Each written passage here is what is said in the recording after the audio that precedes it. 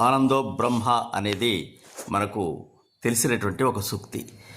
ఉపనిషత్తులలో బ్రహ్మానందం అని తురీయమైనటువంటి ఆనందం ఒకటి ఉంటుంది.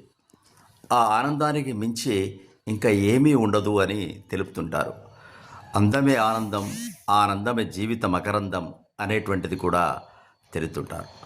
ఈ హాస్యం అనేది ఒక రకమైనటువంటి ఉత్ప్రేరకాన్ని ఇస్తుంది, మానసిక ప్రశాంతతను కలుగజేస్తుంది. శరీరంలో ఎండార్ఫిన్స్ అనేటువంటి చక్కని ఆనందాన్ని ఇచ్చేటువంటి ఒక ఉత్తేజాన్ని కలిగిస్తుంది.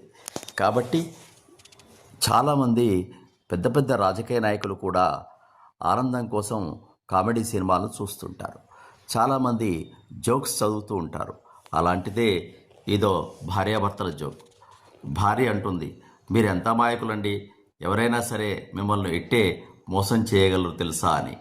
దానికి భర్త విసుక్కోకుండా తమలపాకుతో తానిట్లంటే తలుపు చెక్కతో అతనిట్లనే అన్నట్టు కాకుండా ఆయన కూడా సున్నితంగా నిజమే, ఆ విషయాన్ని ముందు కనిపెట్టింది మీ నాన్నే అని ఆమె యొక్క తండ్రి యొక్క గొప్పతనాన్ని బయటపడేటట్టుగా చెప్పాడు. ఇది సునిశ్చితమైనటువంటి హాస్యం. దీంట్లో వ్యంగ్యంగా ఆలోచిస్తేనే తెలుస్తుంది, వల్గారిటీ లేనే లేదు.